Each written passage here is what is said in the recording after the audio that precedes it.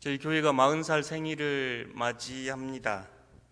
창립 기념주일을 준비하면서 제 마음속에 하나님이 기뻐하시는 교회는 어떤 교회일까? 또 저희 이웃들이 기뻐하는 교회는 어떤 교회일까? 다음 세대가 꿈을 꿀 수 있는 교회는 어떤 교회일까? 이렇게 묻게 됩니다. 교회가 왜 존재하고 교회가 왜 이곳에 세워졌는지 동시에 물었습니다. 그러면서 교회의 사명이 무엇인지, 덕신교회는 어떻게 세워졌는지, 무엇을 추구하고 있는지 저희 교회 30년사를 다시 읽으면서 가만히 묵상하며 헤아려 보는 시간이 됐습니다. 교회가 창립될 때, 그리고 오늘 여전히 우리가 물어야 할 가장 중요한 교회의 사명은 저희가 서로 사랑하며 이웃에게 복음을 전하는 일입니다. 복음 안에는 생명이 있기 때문에 그렇습니다. 좋은 소식 복음은 우리의 죄를 예수께서 십자가에서 지셨고 우리는 부활하신 그분과 함께 하나님의 아들로 부활하여 영원한 생명을 누리며 살아가는 것이 기쁜 소식이고 복음이기 때문에 그렇습니다. 복음 안에는 예수 그리스도의 사랑이 드러납니다. 이 사랑을 이 세상에 이웃들에게 전해야 하는 것이 예수님의 명령이었습니다. 위기의 시대입니다. 코로나19뿐만 아니라 교회에 대해 사회적인 책임이나 교회에 대한 신뢰도 여러 가지 이야기들이 많습니다. 이 위기의 시대에 과연 전도가 가능할까, 선교가 가능할까 우리 스스로 묻게 됩니다. 그러나 교회사에 나타난 증거들로 보면 위기는 기회였습니다. 스데반의 순교는 복음을 더 크게 확장시켰고 예루살렘의 함락은 이제 로마 전역으로 복음이 퍼져나가는 기회가 됐습니다. 초대교회의 왕성한 복음의 전파는 로마를 기독교로 국교화시켰고 교회가 타락했을 때 다시 교회는 사막으로 찾아 들어간 이들을 통해 전 유럽으로 확장이 됐습니다. 중세교회가 타락하자 하나님께서는 이제 그 교회를 전 세계로 뻗쳐나가는 근대 선교의 시대를 열었습니다. 우리 시대의 교회가 위기라 말하지만 여전히 다시 한번 기독교 역사는 복음이 증거되는 때임을 우리에게 가르쳐주고 있습니다. 교회의 진짜 위기는 복음을 전하지 않고 생명에 관심을 기울이지 않는 것입니다. 왜냐하면 교회의 본질은 복음을 전하는 일이기 때문입니다. 우리가 복음을 전할 때 교회는 교회되고 우리는 예수 그리스도의 참된 제자가 됩니다. 복음을 전하는 교회가 위대한 교회입니다. 분쟁이 많고 좋지 않은 소문난 교회들의 공통점이 있습니다. 그것은 전도하지 않습니다. 직분자들도 전도하지 않고 교회는 교회의 본질인 지상명령에 신경을 쓰지 않습니다. 비본질적인 일에 신경을 쓰고 교회에서 자기 의를 드러내고 자기의 목소리를 높입니다. 변화를 두려워하며 새로운 이들을 불편해합니다. 잘 아는 사람들과만 사이좋게 지냅니다. 새로운 성경 공부나 교육 프로그램이 진행돼도 참여하지 않고 오히려 불편해합니다.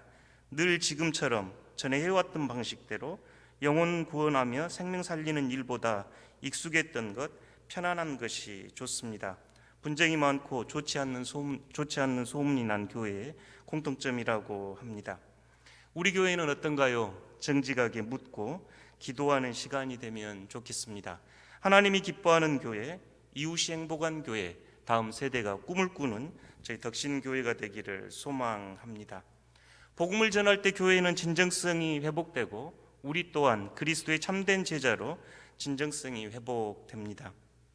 늘 제가 가슴에 품고 있는 질문 하나는 알버트 눌란의 오늘의 예수에 쓰여 있는 질문입니다.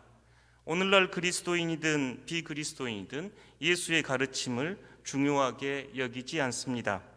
왼뺨을 때리는 자에게 오른뺨을 대주지도 않고 70번씩 7번 용서하지도 않습니다. 그러나 우리는 각자 변명을 가지고 있습니다.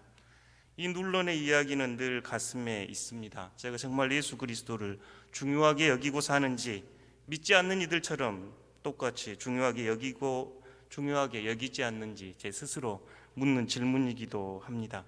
그러면서 눌러는 이제 진정성을 회복해야 합니다.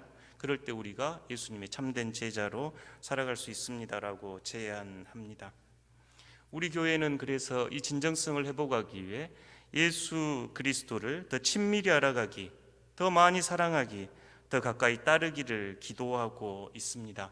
그리고 인생의 먼 훗날 우리들에 대한 평가가 예수님을 가리키는 사람, 예수님이 생각나는 사람이 되어야 한다고 여러분께 여러 번 권면하였습니다. 그곳에 진정성이 있기 때문입니다. 사실 저희가 일상에서 복음을 전하고 전도를 하는 일은 우리의 삶과 신앙과 행함에 진정성이 있을 때 결실을 맺을 수 있는 것을 무엇보다 잘 알기 때문입니다. 복음을 전하는 일은 우리가 그리스도인으로 진정성을 회복하는 일이고 교회의 본질을 회복하는 길입니다. 가장 큰 사랑은 복음을 전하는 일입니다. 복음주의 세계대회가 열렸던 2010년 로잔 대회 남아프리카 공화국 케이프타운에서 열렸습니다.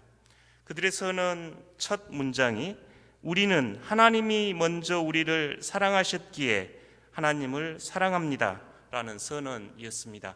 하나님이 사랑하셨기에 우리는 하나님을 사랑합니다. 선교와 전도는 하나님의 사랑에서 흘러나옵니다. 우리가 선교와 전도에 참여하는 것은 그 사랑에 참여하는 것입니다. 복음을 전하는 것은 우리가 하나님 사랑의 통로가 되어 하나님 사랑을 모든 이들에게 전하는 일입니다. 이 하나님의 사랑은 연약하거나 감성적이지 않습니다. 이 하나님의 사랑은 다함 없는 사랑, 진실한 사랑, 헌신적이며 자기 희생적인 사랑이었기에 강하고 거룩합니다. 우리는 이 하나님의 사랑을 십자가에서 보았습니다. 하나님의 사랑은 공의와 정의로 가득 찬 사랑이며 인간뿐만 아니라 창조 세계까지 흘러넘친 사랑이었습니다. 우리 모두는 이 사랑의 사도가 되어야 합니다. 성경은 우리에게 큰 가르침으로 명령을 내립니다. 마음과 뜻과 힘을 다해 우리 주 하나님을 사랑하라. 타인과 원수를 포함해 이웃을 우리 자신처럼 사랑하라. 하나님이 그리스도 안에서 우리를 사랑하셨듯이 서로 사랑하라. 세상을 구원하기 위해 독생자를 주신 하나님의 사랑으로 세상을 사랑하라. 성경의 큰 명령입니다. 이 명령에 순종하기 위하여 함께 기도합시다. 이러한 사랑이 우리 마음에 부어지는 것은 하나님의 선물이 분명합니다. 그렇지만 이 사랑은 우리가 의지적으로 결단하고 순종해야 하는 명령이기도 합니다. 이 사랑을 실천함으로 우리는 예수 그리스도를 더 친밀히 알아가고 더 사랑하고 더 가까이 따를 수 있습니다. 예수 그리스도를 닮아가는 길이 이 사랑을 실천하는 일입니다. 저희가 마태복음 19장 20절을 함께 낭송하였습니다. 그러므로 너희는 가서 모든 민족을 제자로 삼아 아버지와 아들과 성령의 이름으로 세례를 베풀고 내가 너희에게 분부한 모든 것을 가르쳐 지키게 하라. 볼지어다 내가 세상 끝날까지 너희와 항상 함께 있으리라 하시니라. 아멘. 세상 끝날까지 지금도 우리와 함께 하시는 예수님의 명령이 담겨 있습니다. 저희는 이 특별 새벽 기도회를 통해 저희가 가야 할 곳이 크게 세 곳임을 여러분에게 제안하고 싶습니다. 첫 번째는 세계 선교입니다. 복음이 필요한 민족과 열방을 품고 기도하며 선교사님들을 위해 기도합시다. 캄보디아 김수경 선교사, 미얀마의 조현성 선교사, 그리고 복음을 위해 헌신하는 이들을 기도해야 합니다. 여전히 복음이 세계 각곳으로 퍼져나가야 합니다. 그러니 더욱더 저희가 선교에 힘쓰는 교회가 되어야 합니다. 둘째는 지역사회입니다.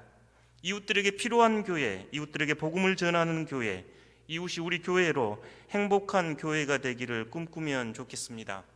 아파트와 원룸에 살면서 누가 살고 있는지 이사를 와도 이사를 가도 관심을 기울이지 않는 우리들의 삶이 반성됩니다. 만약 우리 교회가 다른 곳으로 옮긴다고 할 때 이곳 주민들이 반대를 하면 좋겠습니다. 덕신교회가 꼭 이 자리에 있는 교회가 되어달라고 그들이 반대를 하면 좋겠습니다.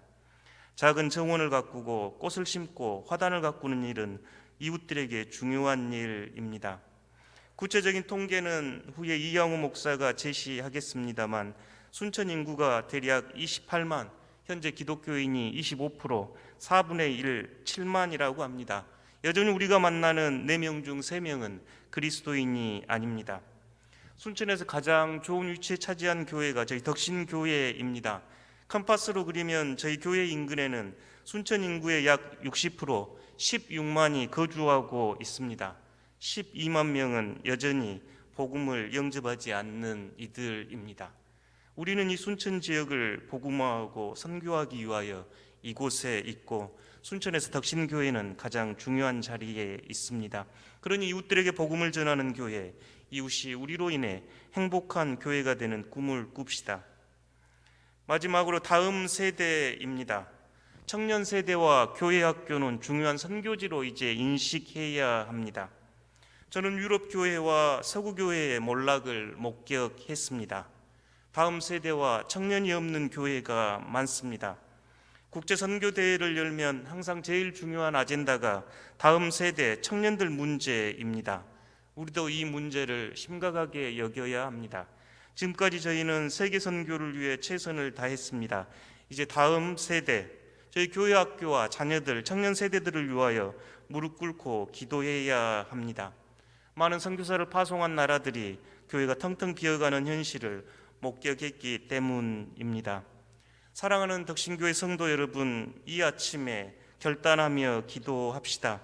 이 특별 새벽 기도의 기간 동안 다시 무릎 꿇고 하나님께 기도합시다. 예수님의 기도와 명령에 대한 응답으로 하나님의 사랑이 우리의 것이 되기를 간절히 기도합시다. 안타깝게도 우리가 너무 자주 그렇게 행하지 못하고 있음을 고백하며 회개합시다. 하나님과 이웃을 사랑하며 복음을 전하는 삶을 살아내며 생각하고 말하고 행하려는 모든 노력에 우리 자신을 새롭게 헌신합시다. 우리가 먼저 예수 그리스도의 참된 제자로 진정성 있는 제자가 되어 주님을 더 친밀히 알아가며 더 사랑하며 더 가까이 따르기를 기도합시다. 그리고 길을 잃어버린 이들, 믿다가 낙심한 이들, 인생의 의미와 목적을 묻는 이들, 진리를 찾는 이들에게 복음을 전합시다. 함께 결단의 찬양 갈릴리 마을 그 숲속에서 함께 찬양하면서 기도하겠습니다.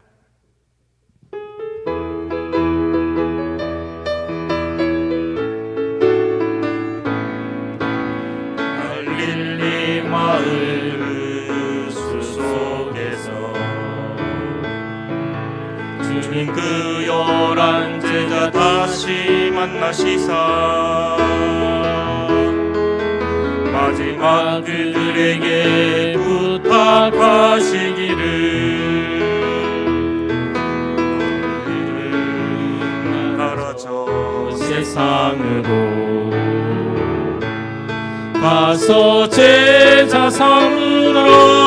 세상 많은 사람들을 세상 모든 영혼이 내게 달려가니 가서 제자 삼으라. 나의 길 가르치라. 내가 너희와 항상 함께 하리라. 이 시간 함께 기도하기 원합니다. 예수님의 명령에 순종하는 저희들 되게 하여 달라고 기도하여 주십시오.